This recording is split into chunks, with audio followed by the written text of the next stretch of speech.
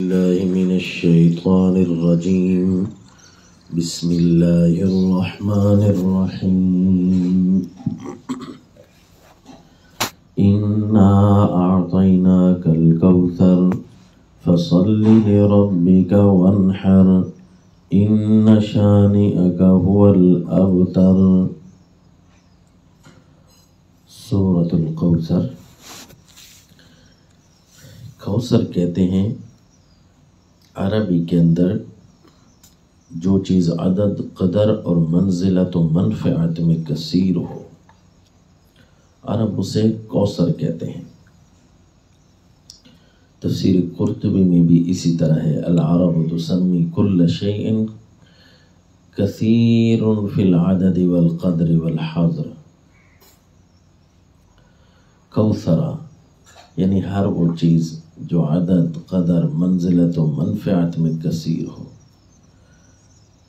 تو فرمایا ہم نے آپ کو کوثر عطا کر دی ہے، ہم نے آپ کے نام لگا دی ہے۔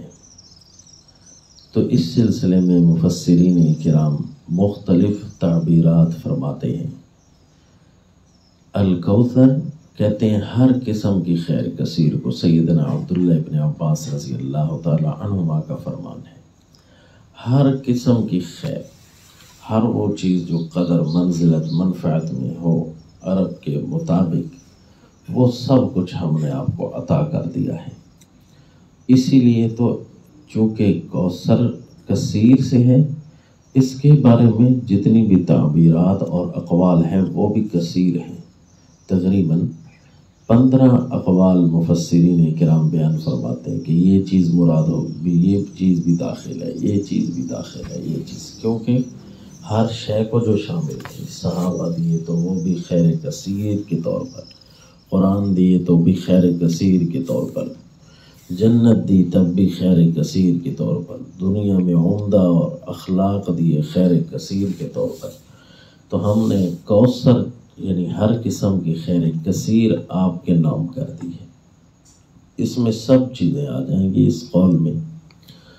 قرآن میں بھی کوئی کمی نہیں، صحابہ اکرام جو یار ملے، دوست ملے، ان میں بھی کوئی کمی نہیں، جو آپ کو اپنے اعمال و ایمان کی دولت ملی وہ بھی کم نہیں، معرفت ملی وہ بھی کم نہیں، حسن اخلاق ملے وہ بھی کم نہیں، دنیا کی حکومت اور بادشاہت ملی وہ بھی کم نہیں، سب کچھ اللہ نے خیر کثیر عطا کر دیا۔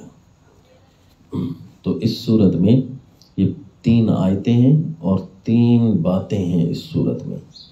پہلی بات کہ شان مصطفیٰ، انا اعطیناک الکوثر۔ دوسری بات کہ فصل لربک وانحر، پروگرام مصطفیٰ صلی اللہ علیہ وسلم۔ اور تیسرا ان شانئک هو الابتر، یہ انجام دشمنان مصطفیٰ، شان مصطفیٰ، پروگرام مصطفیٰ، انجام دشمنان مصطفیٰ صلی اللہ علیہ وسلم۔ تو شان تو یہی ہے کہ ہم نے آپ کو خیر کثیر عطا کی ہے۔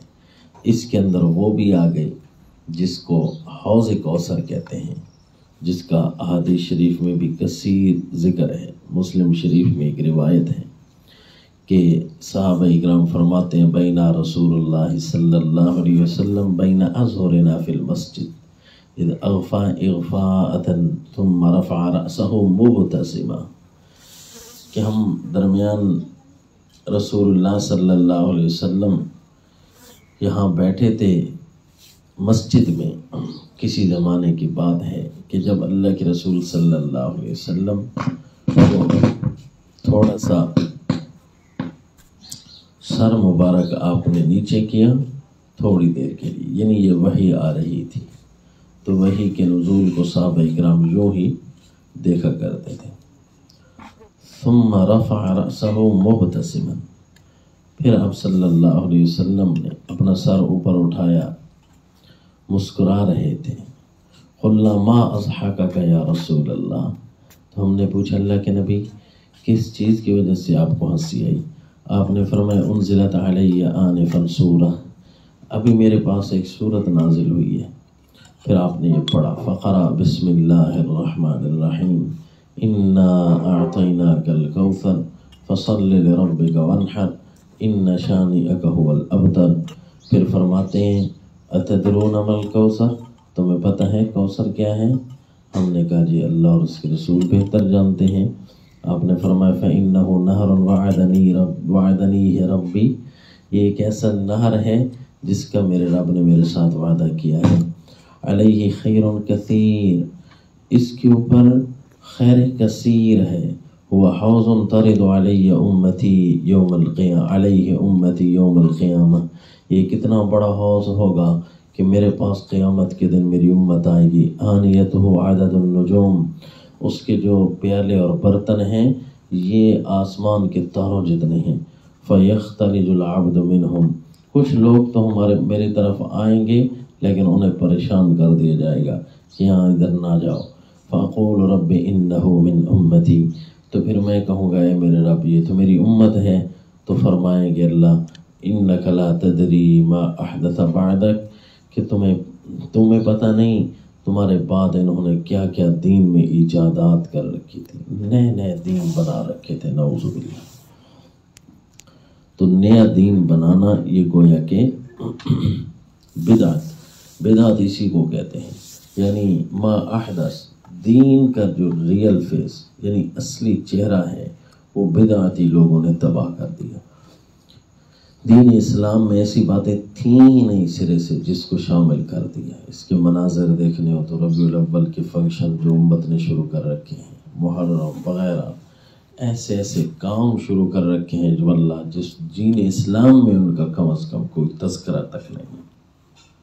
اسی طرح امت کے بہت سارے گمراہ فرقوں نے ایسی ایسی باتیں نکال رکھی تھیں کہ جس کا نہ اللہ نے فرمایا نہ رسول اللہ نے فرمایا، نہ اللہ کے رسول اللہ کے صحابہ کرام آپ کو اس کا درس دیا گیا۔ کم از کم وہ کرتے تب بھی پتہ ہوتا کہ ان کو تو یہ درس دیا گیا ہے۔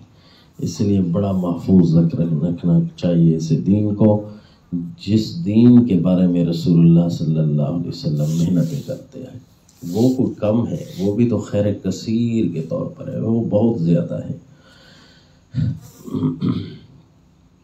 مفسر ابن جریر بھی روایت کرتے ہیں اور مسند احمد میں بھی ایک روایت ہے کہ سیدنا فاروق اعظم رضی اللہ تعالیٰ عنہ یا سیدنا صدیق اکبر رضی اللہ تعالیٰ عنہ، ان میں سے ایک تھے جو وہاں بیٹھے تھے، تو رسول اللہ صلی اللہ علیہ وسلم سے حوض کوثر کے بارے میں کسی نے سوال کیا تو آپ نے فرمایا ہوا نہر اعطانی اللہ فی الجنہ، وہ ایک ایسی نہر ہے جو اللہ تعالیٰ نے مجھے جنت میں عطا کی۔ کہیں آتے بہت بڑا حوض ہے، کہیں آتے نہر ہے، تو چلتی نہر اور عجیب رنگ کا اس کا ڈیزائن جو مختلف اس کو نام دیتا ہے۔ ترابہ مسکن، اس کی جو مٹی ہے وہ کستوری کی ہوگی۔ ماؤہ ابیض من اللبن، اس کا جو پانی ہے دودھ سے زیادہ سفید ہوگا۔ واحلی من العسل، اور شہد سے زیادہ میٹھا ہوگا۔ تردہ طیر اعناقها مثل اعناق الجزر، وہاں بڑے بڑے پرندے آئیں گے اور اونچی اونچی گردنوں والے